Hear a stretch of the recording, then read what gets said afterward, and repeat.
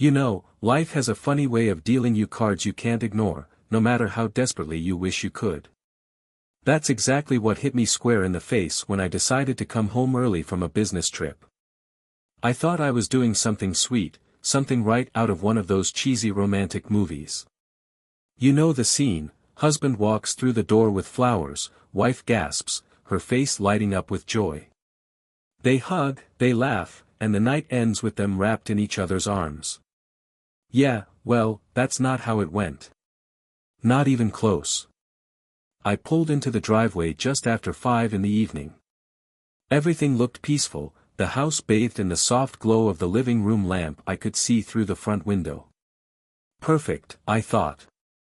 I'd picked up a bouquet of roses on my way back, and I could already picture the smile on Laura's face when I surprised her. Grinning like a fool, I unlocked the front door quietly, trying to keep my entrance stealthy. The first thing that hit me was the silence. Not the cozy, relaxing kind, no.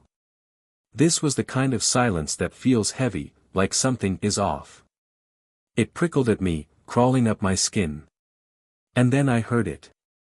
A muffled noise from upstairs, a sound that made my heart lurch in my chest. A moan. I froze, the blood draining from my face. My brain scrambled for explanations. Maybe Laura was watching a movie, I thought.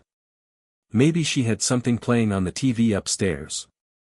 Anything but what the knot in my stomach was already screaming at me. But the farther I climbed the stairs, the louder the noises became.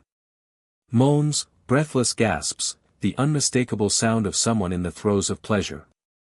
I stopped in front of the bedroom door, which was cracked open just enough to give me a view inside. My gut twisted as I pushed it open a little more, just enough to see what was happening. And there she was.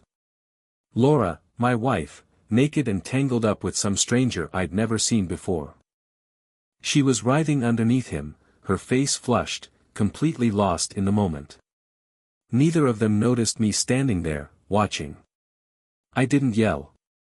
I didn't burst in like a madman. I just stood there, frozen, my fists clenched so tight that the roses crumpled into a crushed mess in my hand. The anger that rose in me wasn't wild or explosive, it was sharp and cold, like a blade being drawn. Wordlessly, I backed away, turned on my heel, and walked downstairs. I knew exactly where I was going, straight to the garage. My hands were steady as I unlocked the gun safe and grabbed my shotgun. Now, don't get me wrong, I wasn't about to kill anyone. I'm no murderer. But I wanted that bastard to feel what it was like to know he was caught, to make him understand he had no business in my house. By the time I made my way back upstairs, the moans had stopped. I could hear hurried movements, whispers, he must have heard me coming. And sure enough, when I kicked the bedroom door open, there he was, half out the window, his pants barely clinging to his hips. I watched him scramble down and hit the lawn with all the grace of a drunk squirrel before taking off like his life depended on it. Laura, on the other hand, sat frozen on the edge of the bed. She was clutching the sheets to her chest, her face pale, eyes wide as if she'd seen a ghost. "James," she stammered, her voice shaky. "I can explain." "Explain." I cut her off, my voice icy and steady. "You really think there's anything you can say right now that would fix this?" "Please," she whispered, tears starting to roll down her cheeks. "It was a mistake." I barked out a bitter laugh and dropped the shotgun onto the floor with a thud. "A mistake? You don't accidentally wind up in bed with another man, Laura. Don't insult me." I turned and walked away, ignoring her sobs as she called after me. By the time I came back, I had trash bags in my hands and a new kind of clarity in my head. Laura was still sitting there, bawling into her hands. "Get up," I said sharply. She flinched at the sound of my voice, her head snapping up. "James, please, can't we talk about this?" I said. "Get up," I barked, throwing her closet doors open and yanking clothes off the hangers. One by one, I shoved them into the bags without a second thought. "What are you doing?" she cried, scrambling to her feet. Getting rid of you, I answered, my voice cold and final. You've got 5 minutes to get dressed and get out. Anything you leave behind will be waiting for you on the curb by morning. She grabbed my arm, tears streaming down her face. James, please, please don't do this. I pulled away sharply. Don't touch me, I hissed through clenched teeth. You don't get to cry now, not after what you did. She was still pleading as I dragged the first trash bag out to the front yard and dumped it right there on the lawn. Curtains twitched, neighbors peeking out to see what the commotion was. Did I care? Not one bit. Let them look. Let them see. They deserved to know exactly what kind of person Laura really was. James, stop. Laura cried out, stumbling after me, her voice breaking into a wail. Where am I supposed to go? I didn't even look back. My voice was cold, stripped of any sympathy. Not my problem.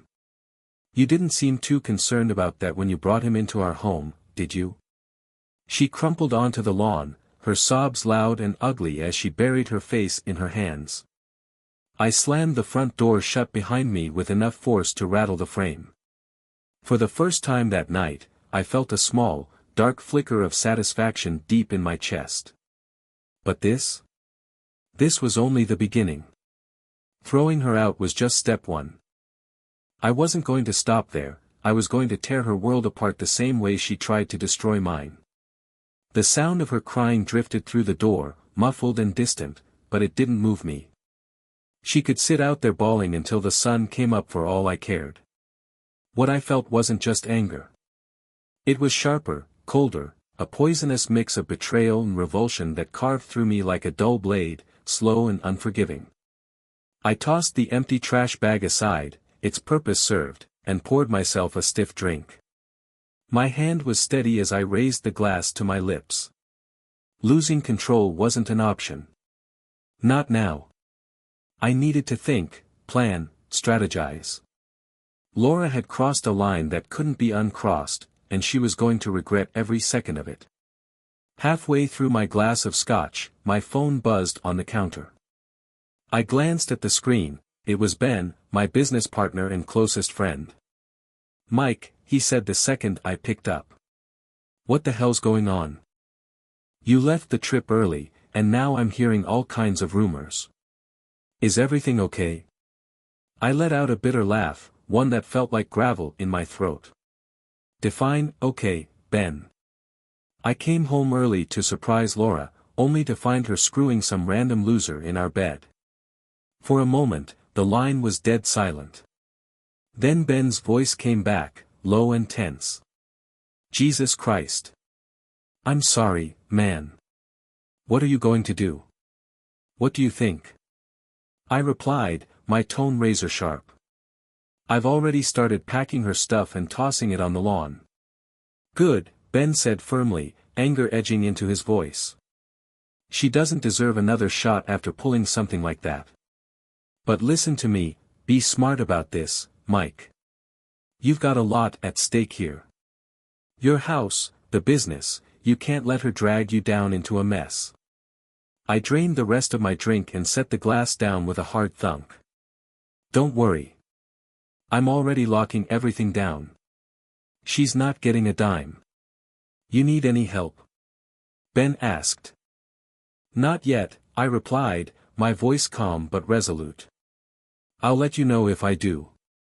For the next few hours, I focused on one thing, locking down everything I owned.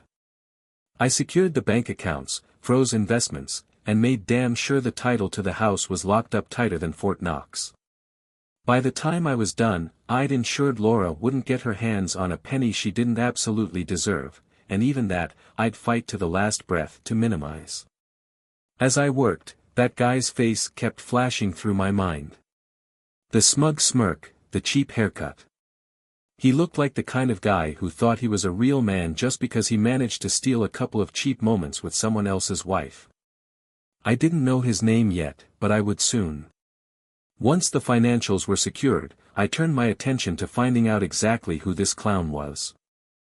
I'd seen his face clearly enough, so I pulled up social media and started searching.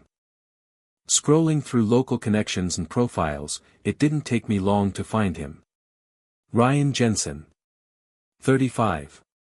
Freelance graphic designer. His profile was littered with smirking selfies, mirror shots at the gym, and braggy posts about his so-called hustle. The guy clearly thought he was God's gift to women. I leaned back in my chair and chuckled darkly. This was the idiot who thought he could waltz into my home, wreck my marriage, and walk away untouched. Not a chance.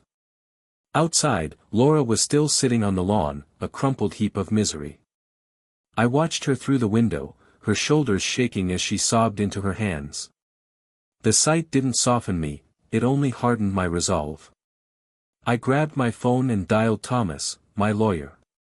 He picked up on the second ring, his voice groggy. "Mike? It's late. What's going on?" "I need to file for divorce." "Now," I said, cutting straight to the point. There was a beat of hesitation on the other end. "You sure you want to move this fast?" "Yes," I said firmly, the sharp edge in my voice leaving no room for debate. "And I want her to get as little as possible. I'm talking no house, no assets, no savings. Nothing." Thomas exhaled slowly. "All right. I'll need details. Was there infidelity?" "She brought another man into my bed," I said, the words leaving a bitter taste in my mouth. Thomas let out a low whistle. "That'll work in your favor. Do you have proof?" "Not yet," I admitted. "But I'll get it." The next morning, I was up before the sun. The house was quiet, Laura was gone. Her clothes and belongings were still strewn across the lawn like discarded trash, but I didn't care where she'd run off to. As long as she was out of my sight, I was good. I tried heading into work, thinking a normal routine might keep my mind from spiraling, but it was no use. Every time I blinked, I saw them, Laura and that smug bastard tangled up in our bed. My stomach churned with anger, my pulse pounding in my ears. It wasn't just what they did, it was the image of them laughing behind my back that made me feel like a damn fool. By noon, I couldn't take it anymore. I picked up my phone and called Ben. "Ben, I need some time off," I said, the frustration bleeding through my voice. "Do what you need to do," Ben replied without hesitation. "We've got it covered here." "Thanks," I muttered, hanging up before driving straight to a private investigator's office. If Laura thought she could crawl away from this unscathed, she was in for a rude awakening. I wasn't just going after her, I wanted everything. I wanted Ryan's life on a platter. Who he was, what skeletons he had stuffed into his closet, and most importantly, how to dismantle him piece by piece. By the time I pulled back into the driveway that afternoon, I already had the investigator digging into Ryan. I wanted every last detail. No stone left unturned. As I stepped out of the car, my eyes landed on Laura's belongings, still scattered across the lawn. The sight of them filled me with grim satisfaction. I didn't touch a single thing. If she wanted her stuff, she could crawl back here and pick it up herself. Inside the house, I tossed my keys onto the counter and noticed something out of place. A phone. Her phone. She must have left it in the chaos last night. I hesitated for half a second before grabbing it. Curiosity got the better of me, and I unlocked the screen. Laura and I never used passwords between us, her mistake. What I found made my blood boil. Her messages were a goldmine of secrets, but the texts with Ryan. They stood out like a neon sign. "Ryan, I'll pick you up tomorrow. Don't worry, babe. We'll figure this out." Babe? My jaw tightened. "Laura, James is furious. I don't know what he's going to do, but I won't let him ruin me." A cold smirk spread across my face. "Oh, Laura, you have no idea who you're dealing with." The longer I scrolled, the more furious I became. Their messages read like the script of a third-rate soap opera, empty reassurances, pathetic nicknames, and plans that were as stupid as they were arrogant. But then I found something that stopped me dead in my tracks. They weren't just consoling each other. They were plotting. Ryan, you still have access to his accounts, right? Laura, yes, but I have to be careful. If he notices anything, he'll lock me out. Ryan, we need to move fast. His business dealings alone could ruin him if we play this right. Laura, I know. Just let me think. I set the phone down, a dangerous calm settling over me as a cold smile curled my lips. So that was their game, huh? They thought they could poke around my accounts, find something to use against me, and walk away unscathed. They were about to learn exactly who they were dealing with. I grabbed my phone and dialed Thomas again. Thomas, I said, my voice smooth and deliberate, I've got new information. What is it? He asked. My soon-to-be ex-wife and her boyfriend are trying to access my personal and business accounts. They're conspiring to ruin me. Well, that's ambitious of them, Thomas said dryly. Can we use this? Absolutely, I replied. If they make even one move that's illegal, it'll tear their case apart. Keep me in the loop, Thomas said. Will do, I said before hanging up. Without missing a beat, I called Dave, my go-to IT guy. He picked up quickly. Mike, Dave greeted. What's the update? I need a favor, I said, my voice steady. Can you set up a decoy server? Something flashy enough to bait someone, but fake enough to catch them red-handed. Dave chuckled knowingly. Let me guess, Laura and her new boyfriend? Exactly. They're fishing for dirt. Let's give them something to find. Consider it done, Dave replied, a hint of amusement in his voice. The rest of the day blurred together as I put my plan into motion. I called Claire, a private investigator I'd worked with before, and filled her in on every sordid detail. I need you to dig into Ryan Jensen, I told her. Find everything, his finances, his history, and anything that looks even a little bit shady. I want leverage. You got it, Claire said confidently. Next, I combed through my accounts one last time, locking down anything Laura might have lingering access to. Joint accounts. Frozen. Passwords. Changed. By the time I was finished, the only thing Laura could touch was the pile of clothes still sitting on the front lawn. Later that evening, an email from Ben popped into my inbox. The subject line was simple, decoy server ready.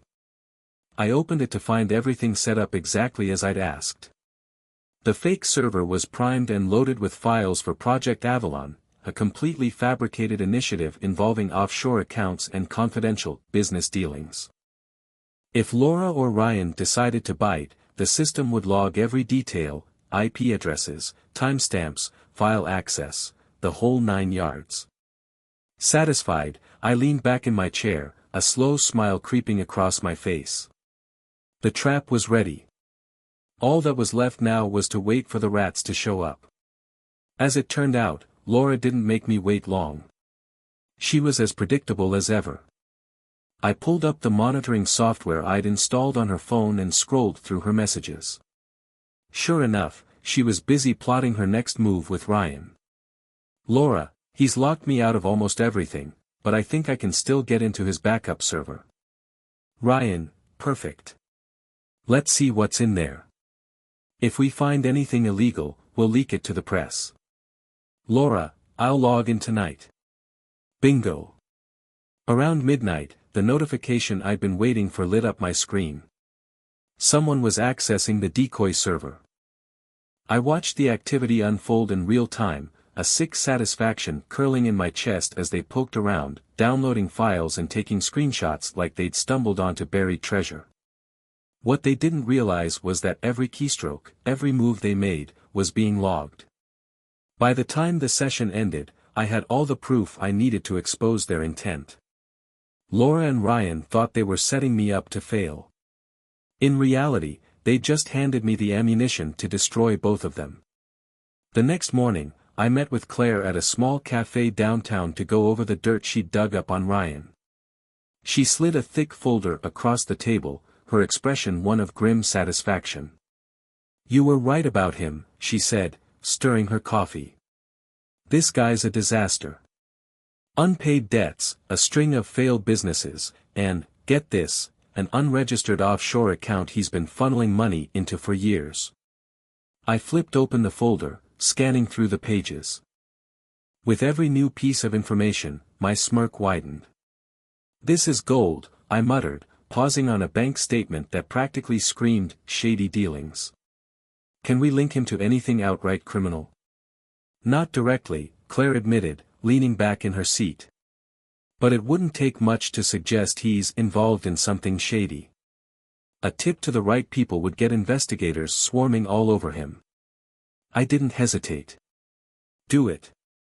By the time afternoon rolled around, Ryan's world was already crumbling. I'd anonymously tipped off the authorities about his offshore account, and it didn't take long for them to sink their teeth into it. Before the day was out, he was officially under investigation for financial misconduct. Meanwhile, Laura was still oblivious, too busy patting herself on the back for hacking into my backup server. I let her enjoy her little victory dance for a while, savoring the thought of how hard the fall would hit. By evening, I decided it was time to start chipping away at their delusions. I called her from a blocked number. "Hello," she answered, her voice tight with nerves. "How does it feel to think you're clever, Laura?" I said, my tone low and deliberate. There was a pause on her end. "James." I didn't let her get her footing. "Did you really think I wouldn't notice you snooping through my files? You and that idiot boyfriend of yours walked straight into my trap." "You're bluffing," she snapped, but the crack in her voice betrayed her fear. "Am I?" I asked, a cold smile tugging at my lips. "You'll find out soon enough. In the meantime, tell Ryan to enjoy the fallout from his little offshore account." I let the silence stretch for a beat, long enough for the words to sink in. "As for you, let's just say you're about to lose a whole lot more than you bargained for." I hung up before she could respond, leaving her to stew in her panic. The satisfaction I felt was sharp and precise. This wasn't just revenge anymore. This was about dismantling the fantasy she and Ryan had built, piece by careful piece. When the sun rose the next morning, my phone buzzed with updates. I sipped my coffee as I answered Claire's call, her tone bright with triumph. "James, Ryan's in serious trouble," she said, almost gleefully. "What kind of trouble?"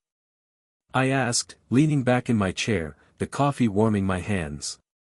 "His offshore account flagged a full-scale investigation. The authorities are digging through his finances as we speak, and trust me, he's on their radar now. He's not getting off it any time soon." A satisfied smirk curled at the corner of my mouth. Ryan's little empire, what little there was of it, was already starting to crumble. And I wasn't done yet. A small smile tugged at the corner of my lips. "Good. What about Laura?" I asked, leaning forward. Claire sighed. "Nothing solid on her yet," she admitted. "But if she keeps sticking her neck out for this guy, she's going to land herself in the same mess. It's only a matter of time." "Oh, she will," I replied with absolute certainty. "Keep watching. This isn't over yet." I ended the call and leaned back, savoring the small victory. Ryan was already unraveling, and that was just the appetizer. The main course? That was Laura, and I was going to relish every bite of her downfall. Around noon, my phone buzzed with another notification from the decoy server. Someone was trying to access it again. Probably Ryan and Laura, hoping to scrape together more fake evidence they could use against me. This time, I didn't just sit back and watch, I recorded everything. The activity log streamed in real time, and I could practically picture their frustration as they clicked aimlessly, downloading file after file, hunting for something useful. A chuckle escaped me. "Keep digging, you morons. When the session ended and the screen went silent, I called Thomas without delay. They're back at it, I told him. Perfect, Thomas replied, his voice sharp with satisfaction. This is exactly what we need. With those logs and timestamps, we can prove malicious intent. Laura won't stand a chance in court. Any sympathy she might have gotten. Gone. What's the next move? I asked. We strike fast. I'll file the divorce papers first thing tomorrow, with all the evidence attached. Once the judge sees this, it's game over. You'll get the house, the business, and everything else you're asking for. Do it, I said without hesitation. While Thomas handled the legal front, I turned my focus back to Ryan. He wasn't just a thorn in my side, he was a target, and I wanted him completely destroyed. Claire's earlier report had armed me with exactly what I needed. With a few well-placed calls and a single anonymous email, I tipped off a local news outlet about Ryan's shady offshore accounts. By that evening, the first headline hit the internet: freelance designer tied to offshore scandal, authorities investigating financial misconduct. The fallout was instant. Social media lit up with accusations, Ryan's name dragged through the mud in comment threads and posts. I imagined him glued to his phone, watching his life crumble one notification at a time. That smug, cocky grin of his. Gone. Replaced by sheer panic. That night, I sat by the window, a glass of bourbon in hand, staring out into the quiet darkness. The house felt empty now, eerily silent, but I welcomed it. Laura hadn't shown her face, and I didn't expect her to. She was too busy scrambling to clean up the wreckage she'd created. As I took another sip, my phone buzzed on the table. I glanced down. It was her. For a moment, I considered ignoring it. Letting her twist in the wind would have been satisfying enough. But curiosity got the better of me. I picked up. What do you want, Laura? I asked, my tone as cold as steel. James, please, she said, her voice tight and desperate. We need to talk. I laughed bitterly. Talk? After what you've done? I don't think so. You don't understand, she pleaded, her words rushed and shaky. I'm losing everything. Ryan's in trouble, and now I'm caught in the middle of it. I just want to fix this. You had your chance to fix things, I said sharply, my anger simmering just beneath the surface. But instead, you chose to cheat. To lie. To humiliate me. Now you're facing the consequences of your choices, Laura. That's on you. James, I'm sorry, she cried, the desperation in her voice cutting through the quiet. Please, I'll do anything. Just stop this. I let her words hang in the silence for a long moment, savoring her panic. Then, finally, I replied, my tone low and cold. You'll do anything. Fine. Sign the divorce papers and leave. For good. There was a pause, a broken hitch in her breath. I can't, she stammered. I have nowhere to go. Not my problem, I snapped. You made your bed, Laura.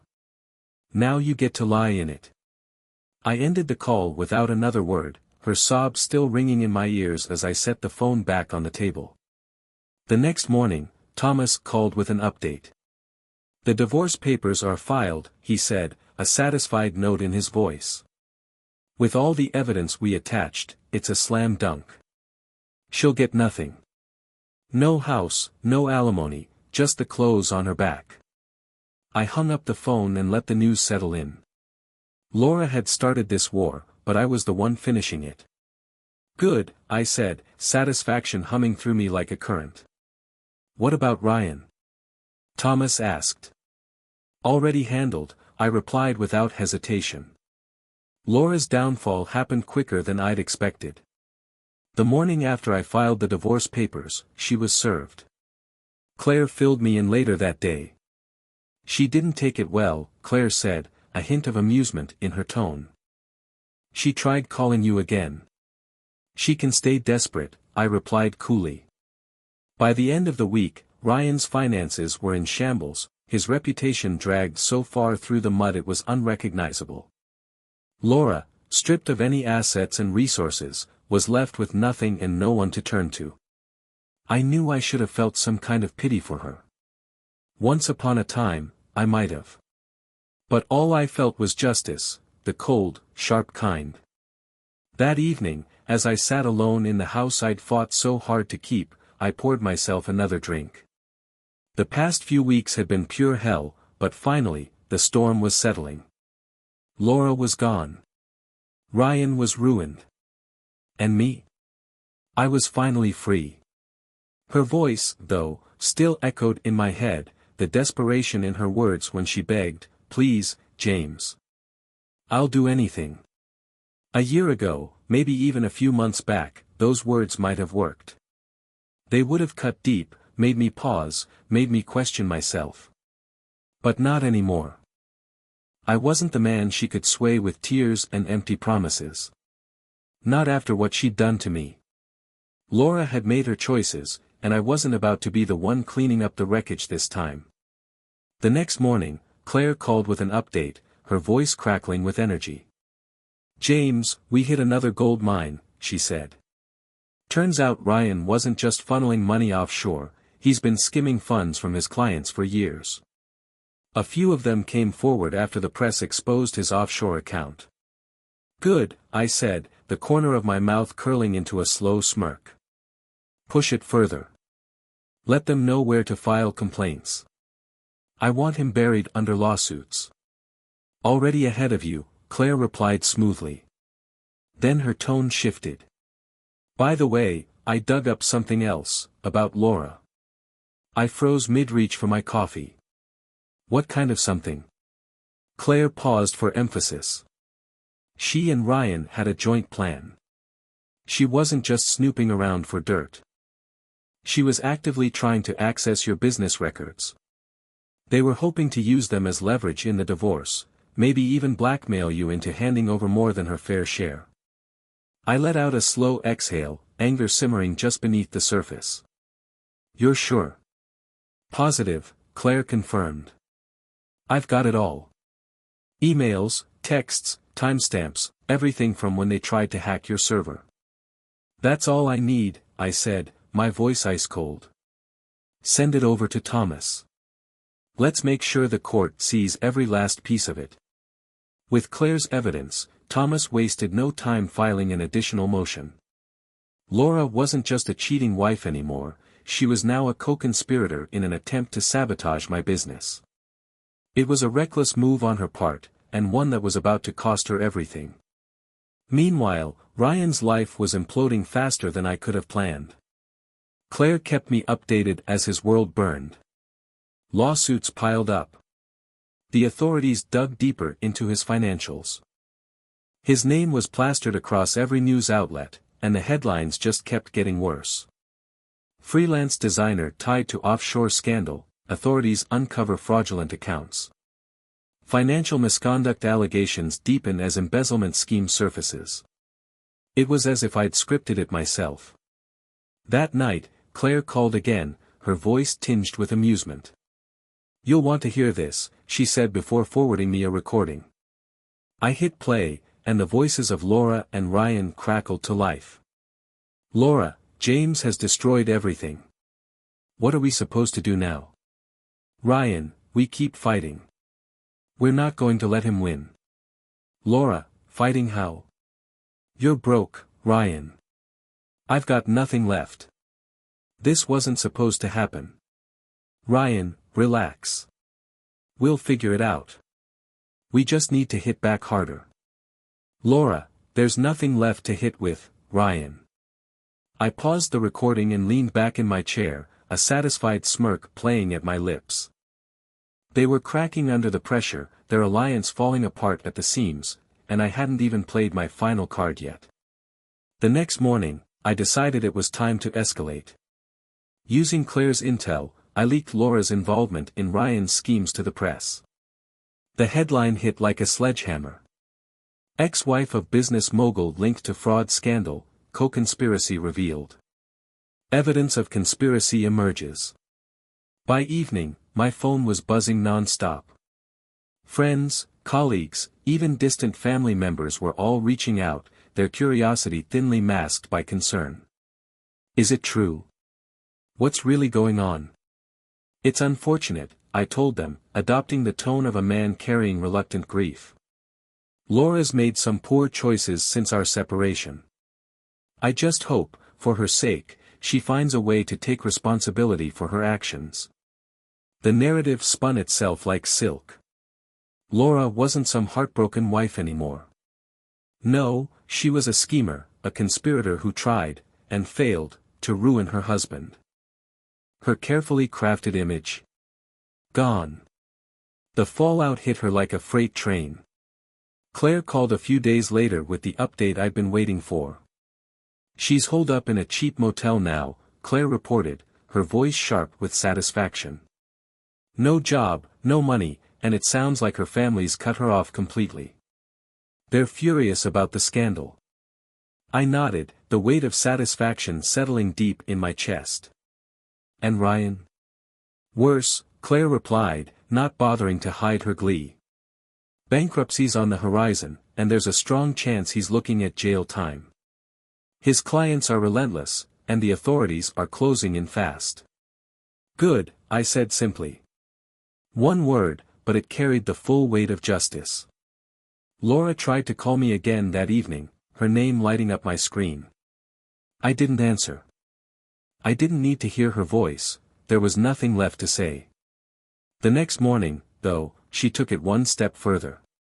I caught sight of her through the window, standing on my porch. She looked rough, disheveled and desperate, clutching a stack of papers against her chest like they were her last lifeline. I opened the door but made no effort to invite her in. I stood in the doorway, unmoving. What do you want, Laura? I asked, my voice as cold as the morning air. Her voice wavered, thick with exhaustion. I came to talk, she said, her hands trembling. Please, James. Can't we just stop this? I'll sign the papers. I'll leave. Just, stop destroying me. I stared at her, unblinking. She looked like a ghost of the woman I'd once loved, broken, hollow, and utterly defeated. You did this to yourself, Laura, I said finally, my tone steady and unwavering. But if you're ready to sign, we can end this. Her head bobbed in agreement, tears spilling freely down her cheeks. Wordlessly, I handed her the divorce papers. She took them, sitting down on the edge of the porch to sign each page, her hands trembling so badly I thought she might drop the pen. When she finished, she handed them back to me without a word. I stepped back into the house. Goodbye, Laura, I said firmly, closing the door in her face. That night, I sat by the window with a glass of scotch in hand, watching the sun disappear behind the trees. The battle was finally over, and I'd won. Laura was gone. Ryan's life was in ruins. And me? I'd survived. I'd taken back everything they tried to steal from me. Justice never tasted so sweet. The next morning felt oddly unfamiliar. I woke to absolute silence, no shouting, no tension, no drama lingering like a storm cloud in my home. I should have felt relief. Instead, I just felt tired. Exhausted, like a man who just walked off the battlefield after the dust had settled. I kept the house. I kept the business. Laura was out of my life, and Ryan was drowning in his own mess. Everything was exactly as it should be. And yet, even with all that satisfaction, there was something hollow that wouldn't go away. As I poured my coffee, my phone buzzed on the counter. Claire. Morning, James, she said, her voice bright but serious. Got some news for you. I grunted, not ready for another shoe to drop. What now? Laura's gone, she said plainly. She checked out of the motel last night. No forwarding address. Looks like she skipped town. I stared at the steaming mug in my hands, letting her words settle in the quiet. Gone. Yeah, Claire confirmed. My guess? She's running. Too much heat, Ryan's situation, her family cutting her off, your lawsuit.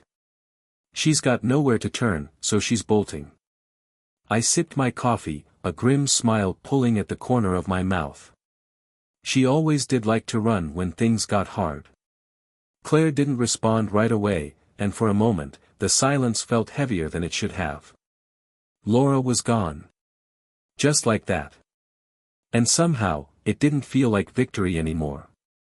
She's not your problem anymore, Claire said over the phone. And Ryan? Well, let's just say life's giving him a taste of his own medicine. I leaned against the kitchen counter, the weight of the weeks finally starting to ease off. Anything new on him? Claire let out a low chuckle. Oh, plenty. His offshore account's been frozen, his creditors are circling like vultures, and any bridge he ever had? Burned to ashes. Last I heard, he's trying to sell his car just to make rent. That brought a genuine smile to my face. Good, I said, the satisfaction settling in my chest like a warm ember. Let him rot. For the first time in weeks, I let out a long, steady breath, as though I'd been holding it without realizing. The house felt different. Without Laura's presence, the air was calmer, the walls somehow more mine. I spent the rest of the day scouring the house for any trace of her. A scarf she'd forgotten in the back of the closet. An old notebook stuffed into a drawer. Every item I threw into the trash felt like a weight lifting off my shoulders. It wasn't anger anymore, it was cleansing. By the time evening rolled around, I stood in the middle of my now spotless home, looking around at the space. It was mine again. And for the first time in years, I felt lighter. A few days later, Thomas called. James, the court's finalized everything, he said, his tone businesslike. You're officially a free man. And the lawsuit? I asked, though I already knew the answer. She's barred from touching your business or your assets. It's airtight. She walked away with nothing but the clothes on her back, just like you wanted.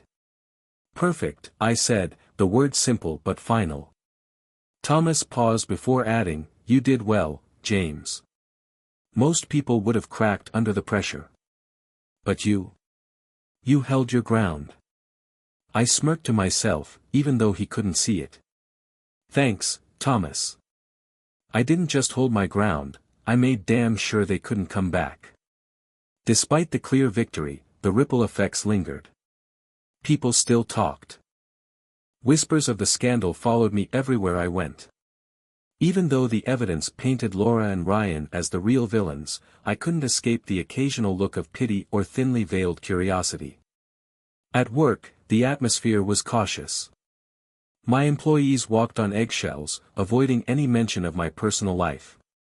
It was both a relief and a frustration. The only person who dared bring it up was Ben.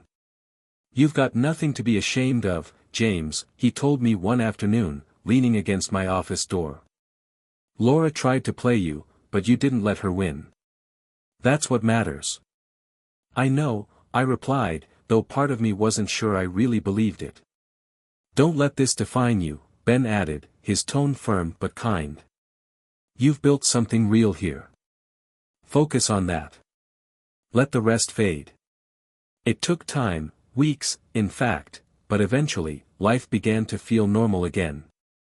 I threw myself back into work, pouring everything I had into rebuilding the pieces Laura had tried to break. The business thrived. I thrived. For the first time in a long while, I felt like I had control over my life again. But there were still quiet moments, late at night, when I thought about her. Not with longing, not with anger, just a cold, detached curiosity. Laura had been a part of my life for so long, and now she was simply gone. Sometimes, I wondered if she'd try to come crawling back someday, begging for forgiveness. The thought didn't scare me. It didn't even make me angry. It made me pity her. Because Laura would always be running, from her mistakes, from the wreckage she caused, and most of all, from me. One evening, my phone buzzed with a text from Claire. "Claire, Ryan's officially bankrupt. His landlord kicked him out. Word is, he's crashing on someone's couch now. Figured you'd like to know." I let out a short laugh, shaking my head. The man who thought he could steal my wife and ruin my life was now homeless. Poetic justice didn't get much better than that. That night, I sat on the back porch with a glass of scotch in my hand. The air was cool, the breeze gentle as it swept across my face. For the first time in what felt like forever, I let myself truly reflect. The betrayal, the anger, the chaos, it was all behind me now. The life I'd built with Laura was over, and I was finally okay with that. I raised my glass to the dark sky, the stars scattered like tiny reminders of everything I'd overcome. To freedom, I muttered softly, a small smile tugging at the corners of my lips. And for the first time in years, I felt something I thought I'd lost completely: peace.